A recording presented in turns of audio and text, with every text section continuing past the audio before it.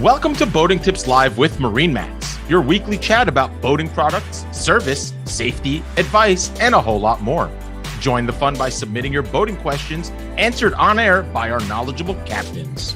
Without further ado, let's start the show.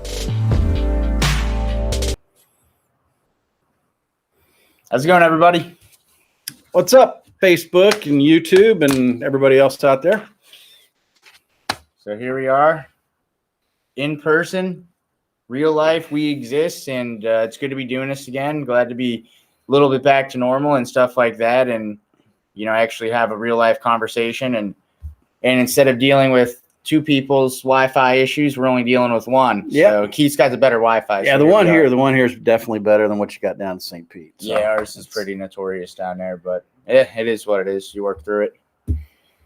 But so how was your weekend, man? Memorial Day. It was good. It was nice to actually do some boating instead of just talking about it all the time and talking about how great it is. Just been doing a lot of boating over the past couple weeks.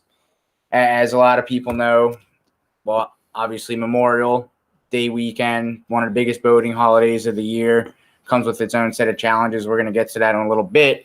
But also in Florida, we've got the red snapper season that started here on the Gulf Coast. So a lot of great fishing opportunities, and been doing a lot of sandbar, checking out some new restaurants and stuff like that too.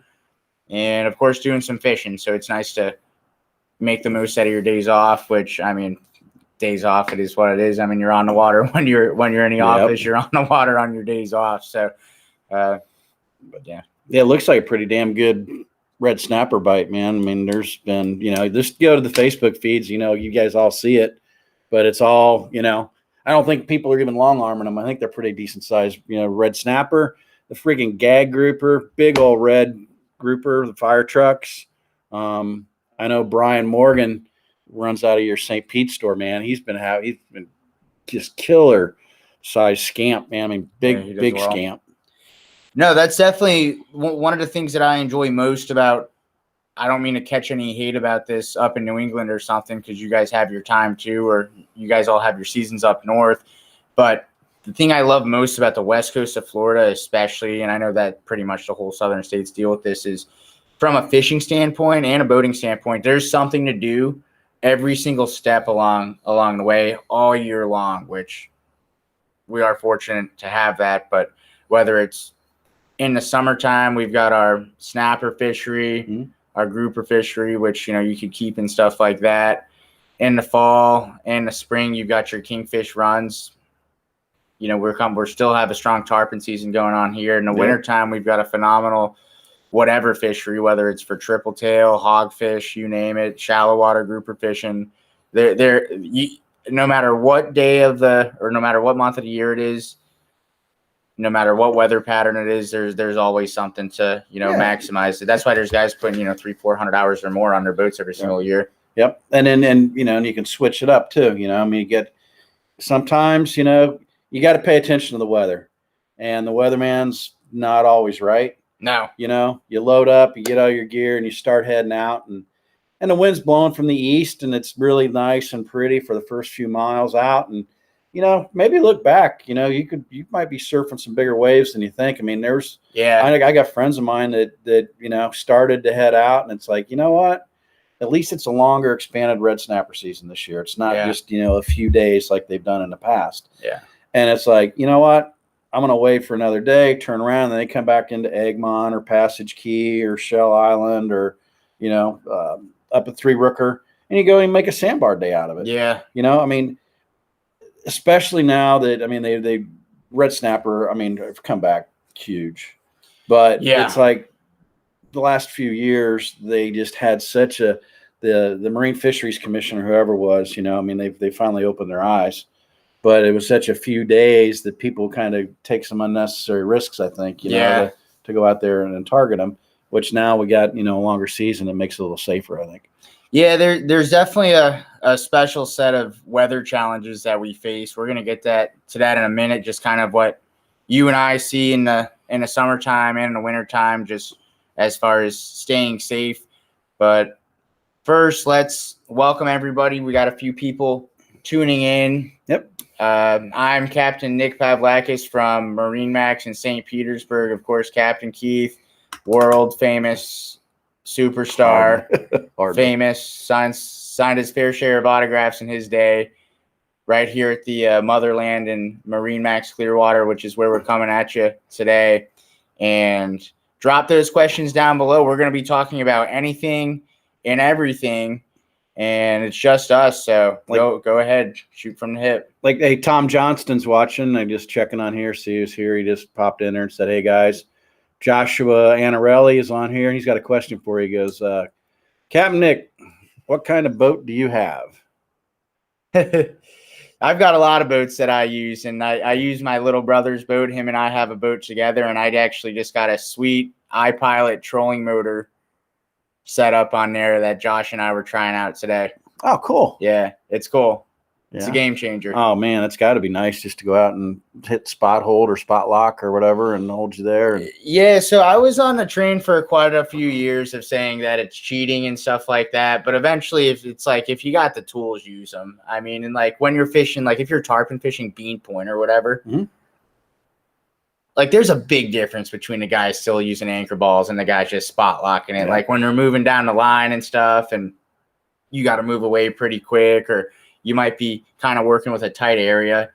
It's a big difference having that spot lock. It really is. And the craziest thing is, like, you start talking about the rodents and stuff like that on these big offshore center consoles. How weird was it the first time you saw a 33 outrage or a 36 yellowfin or something like that with a trolling motor? You thought, what are they doing? What the heck is this guy doing? Is he trolling the mangrove for snooks? Like is he going to Weedon Island in a no internal combustion zone? Trying to save fuel, slow trolling for kingfish or something? But that's not the case. I mean, these guys are the toughest part about any sort of offshore bottom fishing is getting on the spot, because there's a certain amount of mathematics that goes into it, knowing what you're doing, how to set it up. But when you can just anywhere in the world just push a button and you're there, I mean, I don't want to call it a must-have right now, but it definitely is an advantage. No, you're out on a wreck in 200 or 250 feet of water, right?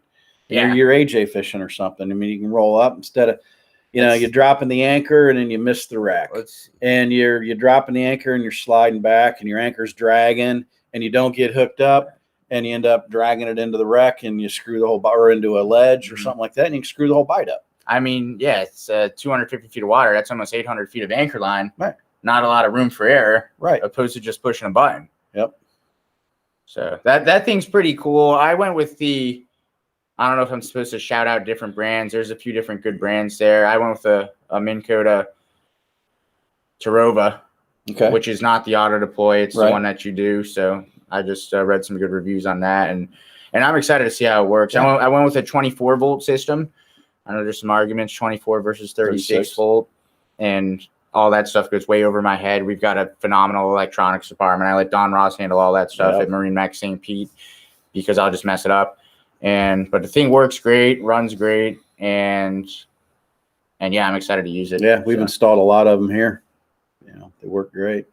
So it's an exciting time to be around with the technology and stuff like that. And I mean, shoot, that was 5 years ago. You never really saw that.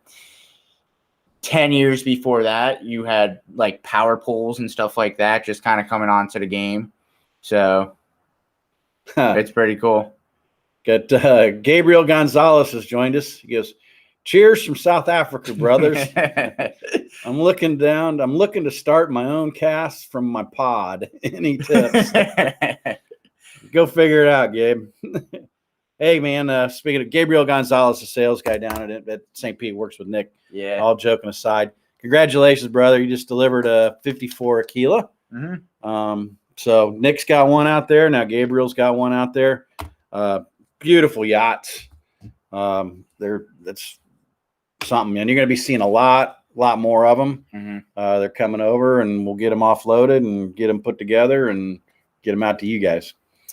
Yeah, the 54 has been definitely worth all the anticipation. We've got a couple of them now in our charter fleet. I think we just sent our second one down there, and they are doing bookings. I think Raul talked about that a little bit last week. But the two we have in private ownership, great boats. We're going to have one of them going down to the Aquila Rendezvous, hole number 1, down at South Seas Resort in Captiva. And when is that? It's July. I think it's 22nd through the 25th. It's that weekend. Okay. That's going to be a good trip. We've got them. We're all booked up at capacity. All those owners, man, they do a great job with that. They're all bent up because we didn't have it last year, so they're ready to rock and roll. Right. They got 2 years of rendezvousing to get going. But I'm super excited for that trip. I'm going to run a 54 down, and it was neat to see a 54 really get worked on. This hull number 3 went through a pretty heavy electronics upgrade. I'm talking subs, extra speakers, 4 bullet speakers up front. The boat rocks. It really does rock, and that's kind of a testament to the electronics team there in St. Pete.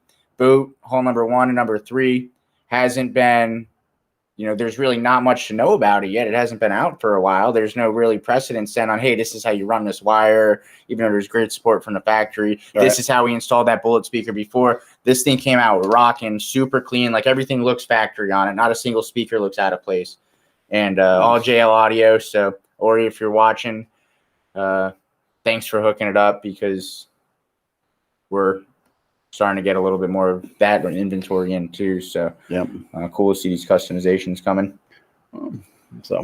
So you see Nick and I looking down at we got our phones going here. So little technical glitch. Normally we have kind of the questions pop up on the side of our screen here. We can see what's going on. So we're having to use our phone. So Michael Lucas got a question for us, Nick. He goes, how do you two like to prepare the reds? Are they good grilling fish? Dude, the red snapper, you can do anything with those, You can't mess them up. Make ceviche with them. I mean, that's really, really good, But yeah, grill them, fry them, bake them, Yeah, I think the biggest mistake that people make with these white fish, like your groupers and your snappers, is you don't need to do much to them. Nope. You really don't. And the biggest mistake that people make is, in my opinion, overpowering it. You're going to overpower it with a ton of stuff, and at that point, all you're doing is tasting whatever you put on it. You're not tasting the fish. But those white meat, especially fresh. Neat thing about those white meat fish is they do freeze well too. If you do find yourself going out and really coming back with some impressive hauls, then you might want to invest in a vacuum sealer of some sort. That'll definitely increase your. Highly recommend that. Increase your shelf life on a freezer, avoid that freezer burn and stuff.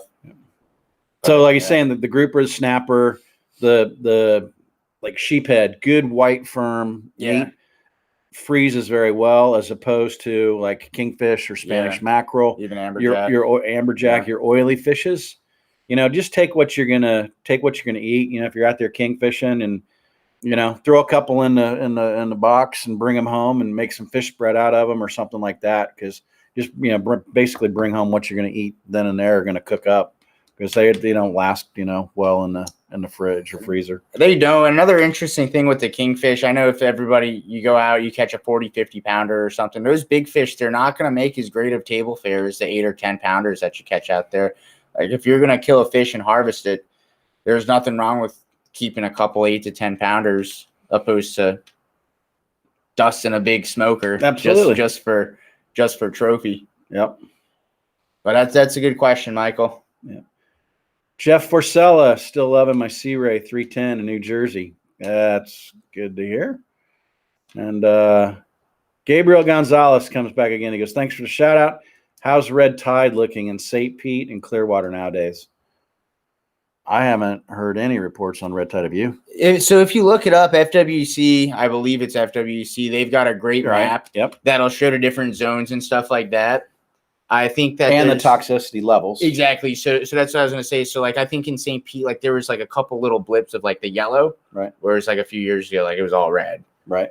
It happens just about every year. It's just not as severe as it was a couple years ago. Right. I mean, how big deal? How big a concentration of it you get? I mean, like Sarasota Bay, and that's why you had the closed seasons on the redfish, the snook, and the trout, because the red tide was so bad a few years ago.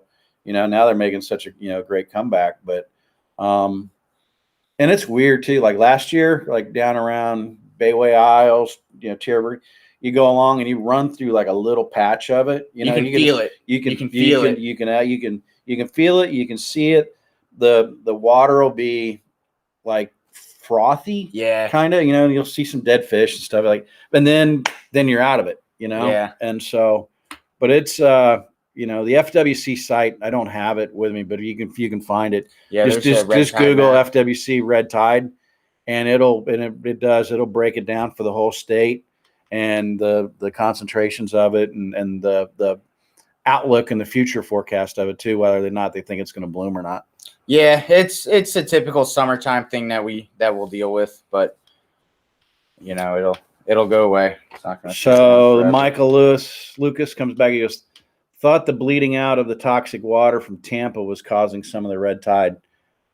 That Tampa Bay is a huge body of water. It's got a good tidal flush. Nick and I aren't the scientists. We're not the experts. Maybe yes, maybe no. But I think we kind of dodged a bullet there. They got it. I don't know if I think they might have pumped it underground or something, but it didn't burst and a massive dump into the bay. Yeah, I haven't been following it quite as much as I should have since. Yeah, it just all kind of came off the map. Just all kind of went away, like other things tend to do too. Yeah, exactly. But you got any more Facebook questions there? No. Catherine Davilla's watching. Hey, Kathy. Hey, Kathy. That's. I think I'm caught up for now on the Facebook side. So we got a couple YouTube questions coming in here. We have Kelly Berry, longtime viewer, joining us. Hey, Kelly, how's it going on? Then Lisa Love 9000 says, knowing that the boating market has been hot for quite a while, do you anticipate an influx of used boats at some point? That's a really good question, and I've been answering that question a lot over the past couple of years. We don't really know. We don't know. Nobody knows. I mean, if the past year has proved anything, it's that there's a lot of uncertainty, and all you can do is really just get out and enjoy yourselves. Personally, you want to know my hot take? Yeah, I think that there's going to be boats on the market, but I don't think you're going to see it in the next 6 months. I don't think it's going to be in the next year or two even. As with everything, it's going to ebb, it's going to flow. New boats, used boats. Tough thing is getting boats right now in general. That's why, I've been saying this probably for the last year. If you guys are seriously in the market to buy a previously owned boat, get with a sales professional, a sales consultant ahead of time. Let them know what you're looking for. I know for a fact, Nick knows what boats are coming in on trade that haven't been made public yet. I know my sales guys downstairs on the floor down there have got boats they know that are coming in, that they've got coming in. And they're all pre-sold. I've got like 40 boats coming into my store this month that are going to be delivered that were pre-ordered. But as those boats are coming in, more than likely there's going to be a trade behind it. Now there has been a huge influx of new boaters that aren't going to have a trade. I think it's like I was reading. Yeah, that's a good point. Like 34 or 35% increase in new boaters in 2020. But there's definitely going to be a lot of probably good quality boats, coming in. And it's not going to change because as people are shopping today and purchasing a boat, and then they're not going to get their boat till November or December, they're going to have a trade. You know what's coming in, you can get it, then you're ready to go for next spring. Yeah, and like we talked about all those new boaters and stuff, and an interesting thing to think about here is all of these new boaters coming to Florida, all these new boaters throughout the whole country, this boating craze, a lot of them are new. That's that many more boats that are going to be traded in. So we talk about the cycle. What's the average cycle around here? Is it 2-3 years? Yep. 2 or 3 years. 4-foot-itis. Those boats get traded in. There's going to be a lot of trade-ins here in a couple of years. But yeah, that's definitely a good point, Lisa. And from a sales standpoint, a lot of people might kind of be thinking, "Oh, am I gonna trade my boat in?" Hey, with the inventory crisis, right? Or I don't want to call it a crisis, but with the inventory situation right now, we do want trades. We want your trades to come in. If you have a good quality trade, there's a chance that we can do pretty well on that trade, better than you might think, because we're gonna stock it in inventory. Before, there's a few different ways to get rid of your boat. A trade's definitely the cleanest because you are never gonna be without a boat. You don't need to be a 2-boat owner. And you take delivery of your new boat and your current boat gets stocked in. It's an easy process. Yep. It's an easy process, and we definitely do want the trades right now. Yep. And switching from the sales side of it more over to the new boat owner side of it with the major influx and then the safety aspect of it. If you bought a boat through MarineMax, you've got an orientation from me or a MarineMax delivery captain. We offer the women on water classes, the intro to boating classes, and all that stuff. I was reading some statistics today from the U.S. Coast Guard that's going to come out in June later on with the actual numbers. But there was actually a huge uptick in fatalities, 25%. I believe it. This last year. And then the Coast Guard's doing a dive into it and trying to figure out what's going on. Well, the influx of new boat owners, but then also they had like a 72% reduction in their vessel inspections and, where they'll go around and you can, have the Coast Guard auxiliary come out to your boat and go through and do it, make sure you got all your gear and all that stuff. In-person classes and training and stuff like that all went by the wayside. Mm-hmm. I mean, MarineMax here, those of you that bought boats from us from MarineMax, you're fortunate enough to where, for a while, the sales team, the sales guys, you guys were all at home, but the service department part of it was quote unquote an essential worker. So that's why we were still able to keep your boats going, get your boats rigged and all that stuff. And then I fell under that part to where we could still give you orientations and all that stuff. So take classes. If you're not a MarineMax customer, look up a Coast Guard auxiliary. If you're out in the Lake of the Ozarks, find somebody out there. If you're up in Michigan, do whatever. Just get somebody to go through your boat with you, preferably if you can do that, or just, anything else, get out there and take a course. The more you learn, the safer you're going to be. And once again, there was questions about this last week or 2 weeks ago when we were here about the cutoff switch.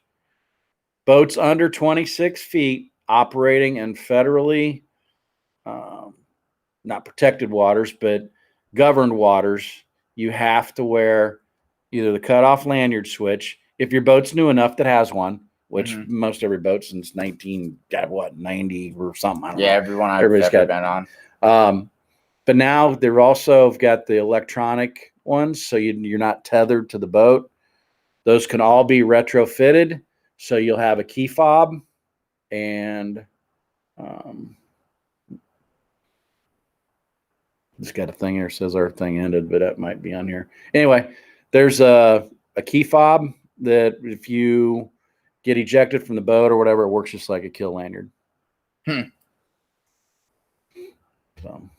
Facebook, I think we're done. I don't know. We're still going on yours. Yeah, we're still on YouTube. I guess we'll just kind of keep going. Let's see. Are we still on there? Yeah, we're back up. We're looking just fine. Who knows? What are you going to do? So let's talk about weather a little bit. Let's talk about some of the different things that'll sneak up on us out here. And, just from our experiences running boats, right? We deal with different things in Florida that they do up in Massachusetts and the Carolinas. One of the things that we're dealing with here in the summertime is it's definitely, in a way, less predictable. I mean, those storms out there in Florida, water spouts can come up on you just like that. In the wintertime, at least it's a little bit more predictable. You see a front coming through from a week away, hey, you're probably not going to be out on the water that weekend. Right. But it definitely sneaks up on you fast around this time of year. Then we deal with the hurricanes as well. Right. Water spouts are so cool. They are cool. I freaking love them. They are cool. I love them. And you're out in the Gulf. You can steer away from them. Yeah. Or the Atlantic, whatever. I mean, how many times, you've been down in the Keys, you're out mahi fishing or you wake up in the morning and you're running offshore. Those little cells are sitting out there and all the little tails start dropping down and everything. I mean, it's cool. They're neat. What are your thoughts on using your radar to detect the storms pretty far off in a distance? Oh, absolutely. As long as it's raining, you'll get the return on it. And then if you got your tracks, you can track them too. So you can see which way they're moving. And locally running around radar overlay, I mean, I don't know, it saved my skin. I don't know how many times where I'm up in the upper top end of Tampa Bay. So as I go underneath the Skyway Bridge or around Pinellas Point and I'm running up, and you got those afternoon thunderstorms coming over from Tampa, racing over towards the Gulf.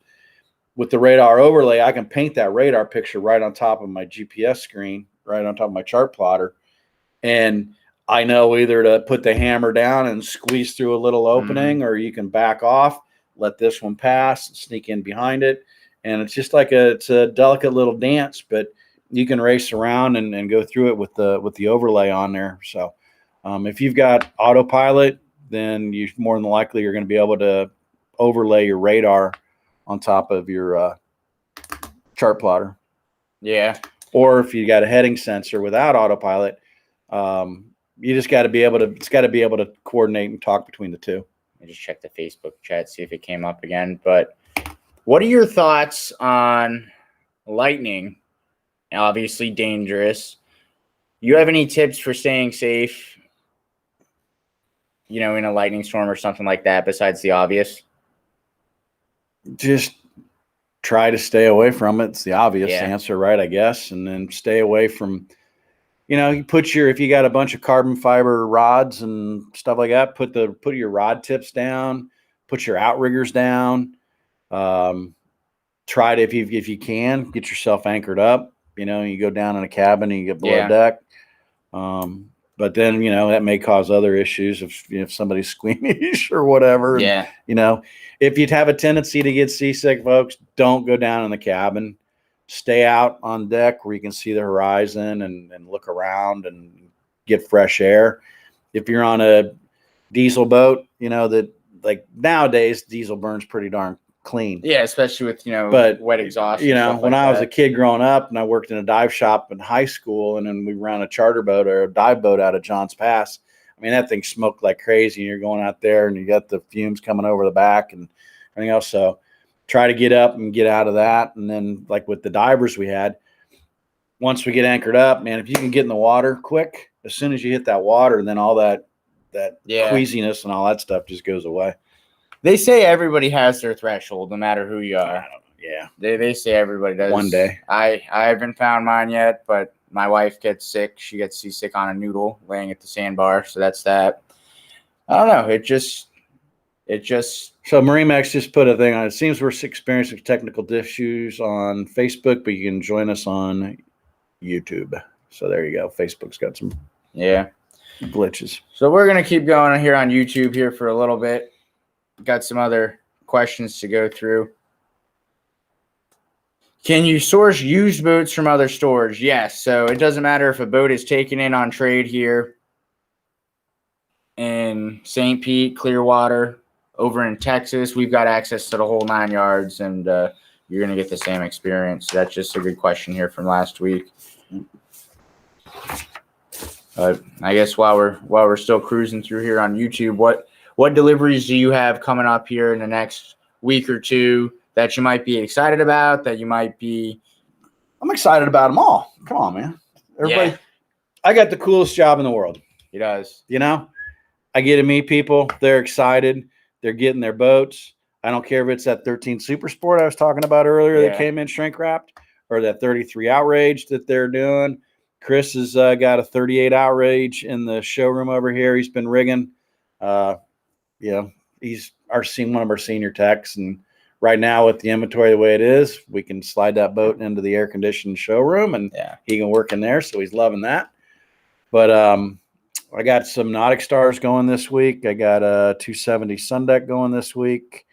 A couple other boats, and then, like I said, I think we've got 40 boats slated to come in this month. So it's going to start stacking up, and things are going to start getting rolling here pretty good, pretty quick. Yeah. And it's funny, something that you mentioned with, it doesn't matter if it's a 13 Super Sport or if it's a big Aquila or something. A question that I get a lot is, hey, listen, I see all these $1 million boats here, multi-million-dollar boats. I'm buying a 16-foot, 13-foot Boston Whaler.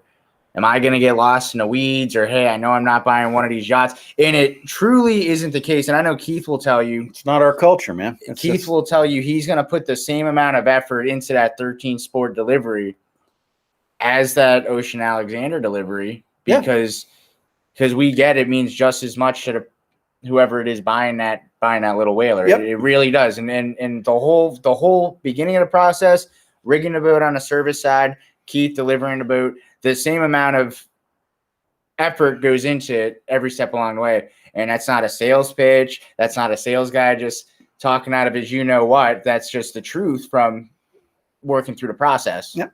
When Bill McGill founded this company, it was Gulfwind Marine before, and then, now it's, MarineMax, which New York Stock Exchange HCO. But that's it. I mean, it's, we got to service them, teach them, train them, and the Getaways program, show them how to have fun. And everybody, it's a level playing field. Everybody's equal. And it's, and that's what that's the thing about boating, You go out to the sandbar and the guy's in a John boat, and then somebody else is in a Ocean Alexander. It doesn't matter. You're anchored up right next to the same people, when you're walking down and having a good time, and the dogs are running around the beach, the kids are playing and all that. It's, there is no hierarchy, it's just everybody out enjoying the water and the fresh air. There's not. It definitely is. It's a great equalizer. I mean, on the water, you've got CEOs, you've got entrepreneurs, you've got blue collar working folks, every single thing along the way from different walks of life, come across things entirely different ways. And we're all out there. We're doing the same thing. We're enjoying what we have to enjoy. And it truly is. It's a great equalizer out there on the water. And that's what's cool about it. Hey, you mentioned weather earlier. We were talking about, I did, one of us, we were talking about like starting out, it's a beautiful day, and then it goes to hell in a handbasket and it starts blowing and stuff. If you're venturing offshore, I mean, we've talked about this on other episodes. Mm-hmm. I definitely recommend you take a personal locator beacon, or your boat has an EPIRB, or Garmin makes the InReach, Spot, Atlas Track, Spot Messenger. There's a bunch of different ones, and with those you can communicate with somebody, or you just got the regular straight up personal beacon. When you activate it and it's registered to you, they're going to know right where you are. So you can have that personal locator beacon attached to your life jacket and whatnot. So, I mean, if God forbid, if you were to get separated from the boat, then that stays with you, as opposed to something being tethered to the boat and then, you drifting off or whatnot. So for a couple $100, whatever it is, if you're doing the offshore thing, go ahead and spend the money and, get the PLB or the EPIRB or what. There's a bunch of different options out there. Yeah. Most importantly, it could save your life. 2, there's a certain amount of peace of mind from your family members to just know you're okay. And yeah, there definitely is what's the worst that can happen if you've got that spot or whatever it is on you. And some of them are pretty cool now, where it's not just like, okay, no news is good news. You can actually text back and forth or send a message that says, hey, I'm all right. You filed a float plan, right? So your friends and loved ones know you're supposed to be back at the dock by 6:00. Yeah. Well, you're 80 miles offshore and the fish haven't started biting yet. And it's 4:00, and all of a sudden a red snapper decided to chew the bottom out of the boat. You're not going to make it back by 6. So all you do, fire off a message, say, hey, everything's cool. We're just going to be back a little bit later. And then nobody's back at the dock sweating and worrying about, what's going on. And I recommend an EPIRB, but I mean, I'm not saying you need to go with a full-blown EPIRB, but those spots are relatively, or I don't want to talk about brand names here, but any of those little generic different things, they're not that expensive. They're really not. You pay a plan on them. Yep. It just allows you to communicate through satellite because you're out of cell phone range, you're out of VHF range and all that. So it's, it's a great tool to have. Yeah. I mean, put together a ditch bag, put together something that you're going to use. Keith, I know, has a real impressive one. I've got one back in my showroom, but just kind of something that you're always going to take with you. Everything's in it, and you're always going to be good to go. Personal locator beacon, a handheld VHF radio, some flares sealed up in a watertight thing. And you got a little package, a little bag. It's not big, but you just, when you head offshore, you just throw it in the boat with you. Yeah, definitely do it. If there's a one takeaway from today, go ahead and take that. Next week, we've got a surprise guest, and man, you guys are you're in for a treat. We got a surprise guest next week. I'm not going to tell you who it is, but tune in to find out. And until then, come in, stop by these stores, see us, Keith and I. We exist in real life, I promise. Come on down, say hi. Absolutely. I know Keith's doing a Women on Water class this Wednesday, so Yep. So tell us a little bit about what you got going on there. So the class is full. I typically do them the second Wednesday of each month, and I try to keep it to about 10 or 12 ladies. It's a little more manageable that way. Well, you got a big showroom. You can. Yeah. And then the intro to boating classes are pretty much those are men and women. Got a lot larger audience, for those. But yeah, I mean, all the MarineMax stores do them. So, wherever you are in the country and you're looking, get with your local MarineMax store, get out there, find out what they've got going on. The classes, the getaways, if you're a MarineMax customer, the classes here at Clearwater, you don't have to be a MarineMax customer. You're interested in boating, you want to see what it is. And it's a great opportunity. It's a win-win. You can come here, you get to know us. You can see what inventory we've got. You can see the boats, you can see stuff. You can go through the service department, play with electronics and lights and stereo systems and all that kind of stuff. And then, maybe you see something you like and you end up being a customer, and then we got a friend for life. So it's and bring your friends and whatnot, but just make sure you register that we know you're coming. Yeah. And another thing, like with the inventory going on right now, where all these boats are sold, if you look out in Clearwater showroom right now, there actually are quite a few boats, and they're all sold. And you look across the service yard, there's all sorts of different models too. But if you want to come in, take a look at something, right? I mean, you could pretty much put a hand on whatever you're looking for instead of just looking at it online. So I don't know, just a thought if you're bored or something on a weekend. That's probably going to be true with most of our stores. I think if somebody's, there may be a boat in for service. Mm-hmm. Somebody's really wanting to see that 28 Vantage or whatnot. And that's, like I said, get engaged, get hooked up with a sales consultant, because they're going to know these things. And it's like, hey, Tommy, I just had this boat come in for service. You want to get your hands on one? Come on down. I got permission from the owner. We can get on it and look at the boat. Yeah. Rather than looking at it online and do that, you want to touch something. I get it. And so this is going to be probably your opportunity to be able to do that. Yeah, so come on down, take advantage of it. Come meet the team. We want to meet you and get you out on the water. Got anything else going on over there on your YouTube side? That's it, man. Yeah, that's YouTube. We had some good viewers today, some good questions. Definitely looking forward to next week, and glad to be doing this again. Yeah, in person. Glad to be here in person. It's definitely love coming to Clearwater. Great store. So we didn't lose any Wi-Fi on our end this time, but we lost Facebook. We did, but I can guarantee you one thing: if I was doing it back where I normally do it, then I'd be here by myself. We would have been fighting two battles, and you would have been talking to a wall. Right.